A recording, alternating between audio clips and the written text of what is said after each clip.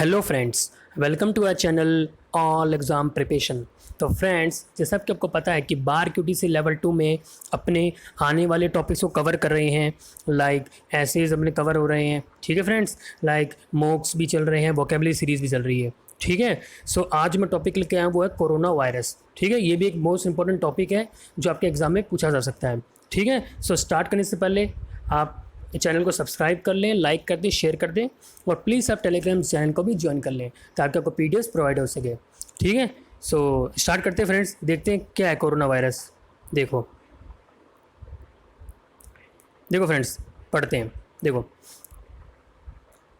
coronaviruses are a family of virus that typically affect the respiratory tract of mammals including humans। देखो friends, क्या point है कि corona virus का एक family है, वायरस की, ठीक है। That typically affect the respiratory tract of mammals और ह्यूमंस। जो क्या अफेक्ट करती है सीधा लंग्स पे, जो मैमल्स का ट्रैक्ट होता है, ह्यूमन का जो जो ट्रैक्ट होता है ना, ट्रैक्ट वो लंग से अटैच होता है, जो सीधा उस पर अटैक करती है, ठीक है। उस tract of mammals including humans पे।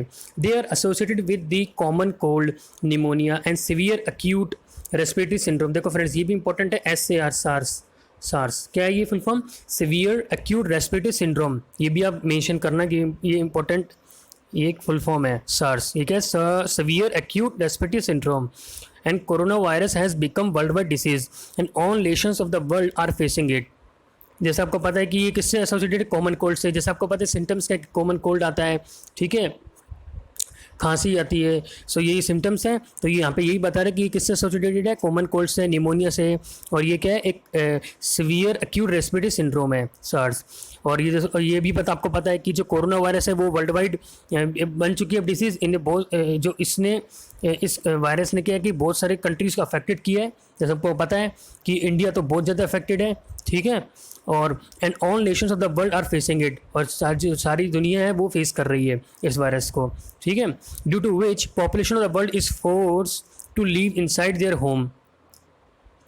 और जिसके कारण क्या है फ्रेंड्स, आपको पता है कि कोरोना वायरस क्या है कि ये तो फैलता ही है, ठीक है, ह्यूमन टू ह्यूमन में हर जगह फैल रहा है। तो उसके अगर सोशल डिस्टेंसिंग ज़रूरी है, ठीक है, और घर में रहना ज़रूरी है। तो यही यहाँ पे यही बोल रहे हैं कि ड्यू टू विच पॉपुलेशन, जितनी वर्ल्ड पॉपुलेशन वो इनसाइड देयर होम, घर में ही उनको रहना पड़ रहा है, ठीक है। अब वो ज़रूरी भी है अपने लिए, क्योंकि यही एक वैक्सीन की तरह ही है। तो वैक्सीन आ गई है, बट पॉसिबल नहीं कि इतनी जल्दी लग सके पूरे वर्ल्ड में, ठीक है, और खासकर इंडिया को, क्योंकि बहुत ज़्यादा पॉपुलेशन है।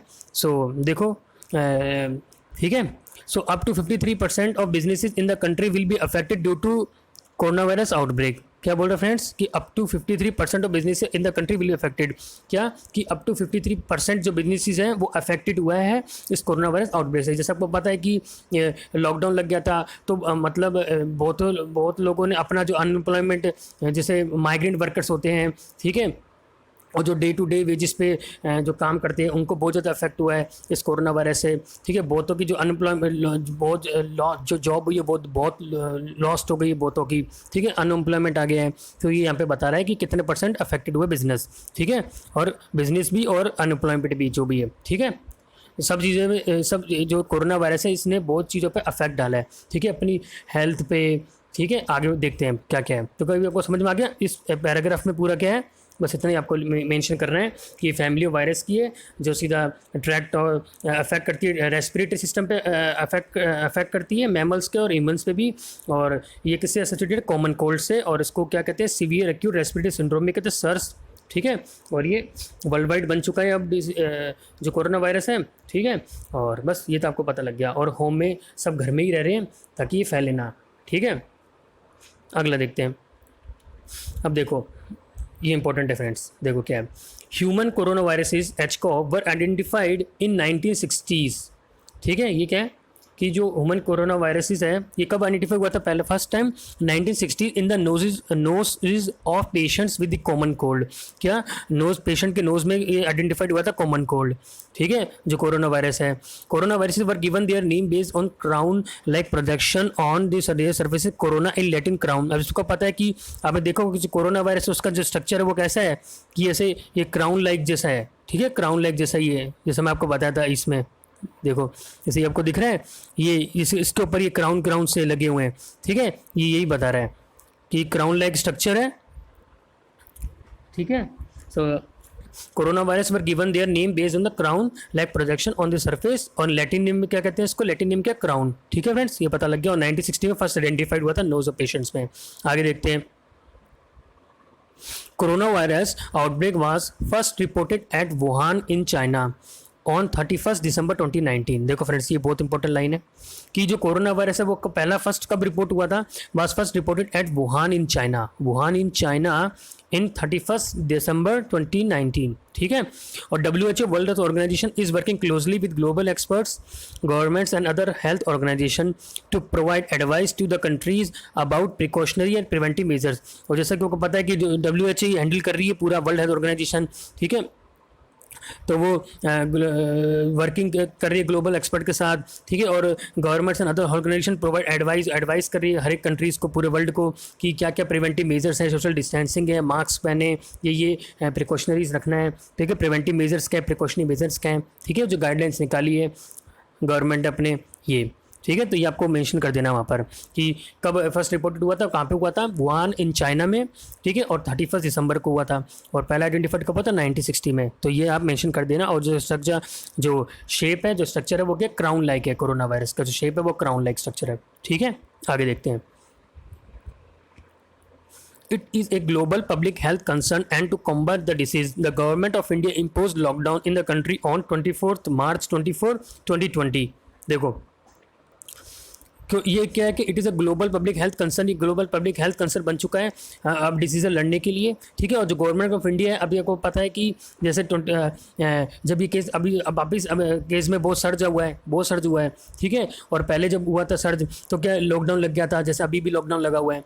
तो ये लॉकडाउन लगा था, तो आपको ये पता होना चाहिए कि पहला लॉकडाउन मतलब अपने कंट्री में कब लॉकडाउन लगा था इंडिया में, ठीक है। तो आपको पता होना चाहिए वो कब लगा था, 24 मार्च 2020 में, मार्च 24 2020 में 24 मार्च को अपना पहला लॉकडाउन लगा था, ठीक है। और स्टेट के बारे में पता होना चाहिए आपको कि फर्स्ट स्टेट पहले से कौन सी पहली स्टेट थी जिसने लॉकडाउन इम्पोज किया था, वो है राजस्थान, ठीक है। फिर आपको पता होना चाहिए कि इंडिया में कब लगा था, 24 मार्च 2020। Government of India impose lockdown in the country on 24 मार्च 2020, 24 मार्च को लगा था इंडिया में। और स्टेट में कब लगा था, पहला स्टेट कौन सा था, राजस्थान था, ठीक है फ्रेंड्स, ये आपको पता होना चाहिए।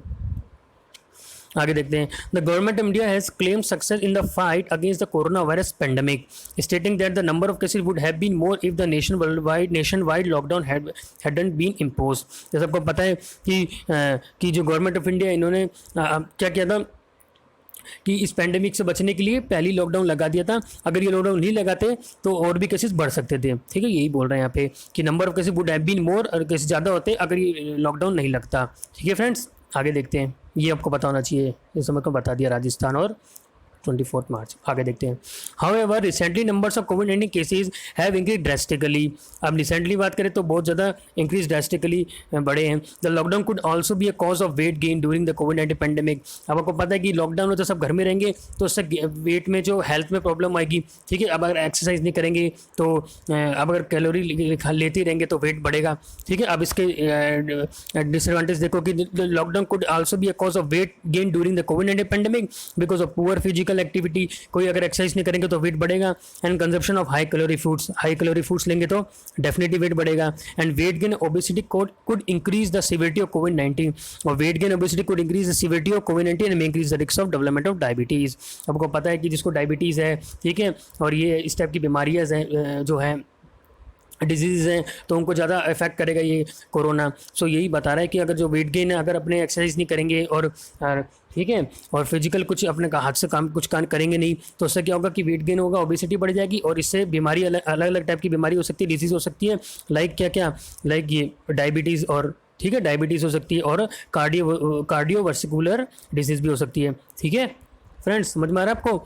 सो क्या बताना कि weight gain obesity could increase the severity of कोविड-19, ये चांसेस बढ़ा देगा कोविड-19 के, and may increase the risk of development of diabetes and cardiovascular disease. आगे देखते हैं।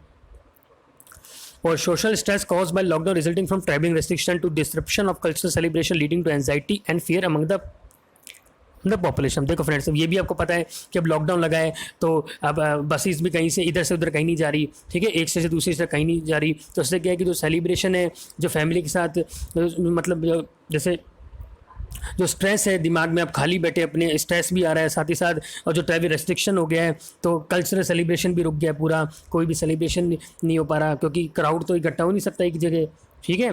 तो सोशल डिस्टेंसिंग भी ज़रूरी है। तो यही बता रहा है कि इसके कारण क्या हुआ, घर में बैठे लोग कोई सेलिब्रेशन नहीं कर पा रहे ढंग से, ठीक है, कल्चरल सेलिब्रेशन। तो उससे क्या एंजाइटी हो रही है, चिंता हो रही है, डर भी है, ठीक है, और स्ट्रेस भी हो रहा है। तो ये भी एक इम्पैक्ट डाल रही है अपने को, ठीक है, पीपल्स को इम्पैक्ट कर रही है भी चीज़ें, ठीक है। Social stress cause by lockdown resulting from travelling restriction to disruption of cultural celebration and reading नजर, ठीक है भाई, समझ में आ गया। ये बेसिक चीज़ें हैं जो आप मेंशन कर देना, ठीक है। तो उसमें आपको बता दिया कि वेट बढ़ रहा है, घर में बैठे हैं तो फिजिकल हेल्थ एक्सरसाइज नहीं कर रहे तो वेट बढ़ेगा, और ज़्यादा वेट बढ़ेगा, ओबेसिटी बढ़ेगी, तो रिजल्टेड इन क्या बढ़ा देगा, ये डायबिटीज़ क्रिएट कर देगा और कार्डियोवास्कुलर जैसी डिजीज़ क्रिएट कर देगा।